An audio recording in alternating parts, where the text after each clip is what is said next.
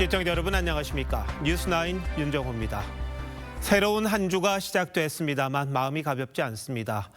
주말 동안 현직 대통령이 구속되는 사상 초유의 일이 또 일어났고 참을 수 없었던 지지자들이 법원에 난입하는 사태가 발생했습니다. 폭력은 절대 안 된다는 거 다들 아실 텐데 왜 이런 무모한 행동을 했는지 감정을 추스르고 냉정하게 현실을 바라볼 때입니다. 이런 가운데 고위공직자범죄수사처, 공수처가 구속된 대통령 강제 구인에 나섰습니다. 공수처 출석을 거부하고 윤 대통령이 구치소에 머물자 강수를 둔 건데 류태영 기자가 공수처에 나가 있습니다. 류 기자, 지금도 강제 구인을 시도하는 중입니까? 네, 공수처는 오늘 오후 3시부터 윤 대통령이 있는 서울구치소를 찾아 강제 구인에 착수했습니다. 앞서 공수처 차량이 구치소 정문을 통과하는 모습이 취재진에게 포착되기도 했습니다.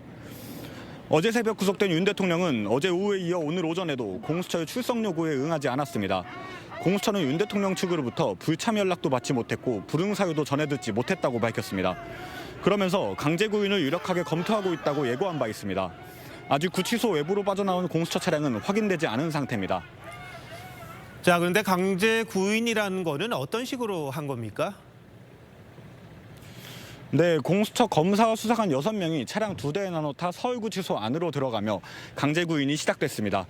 구치소 내 보안구역으로 들어가기 전 경호처 직원들이 공수처 인원들에 대한 보안 검색도 실시한 것으로 전해졌습니다. 윤 대통령 경호를 위한 조치로 보입니다.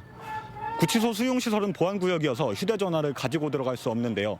공수처 관계자는 현장과 연락이 닿지 않아 정확한 내부 상황을 파악할 수 없는 상태라고 전했습니다.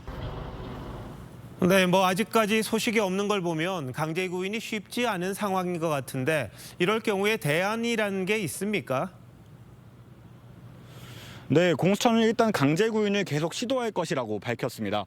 구속된 현직 대통령을 구치소에서 강제 구인하는 건 사상 초유의 일인데요. 공수처는 법률과 대법원 판례를 근거로 피의자가 조사 출석을 거부할 경우 구속영장의 효력에 따라 조사실로 강제 구인할 수 있다는 입장입니다. 다만 구치소 방문 조사 가능성도 배제하진 않고 있습니다. 공수처 관계자는 현 상황에 대해 조사가 시급한 상황이라며 하루빨리 윤 대통령 조사가 필요하다고 언급했습니다. 하지만 윤 대통령이 계속 진술을 거부하면 피의자 신문조서가 채워질지는 미지수인데요. 공수처는 윤 대통령이 진술을 거부하더라도 조사 내용이 수사보고서 형태로 법원에 넘겨져 향후 재판 과정에서 의미는 있다고 보고 있습니다. 과천 공수처에서 TV조선 류태영입니다.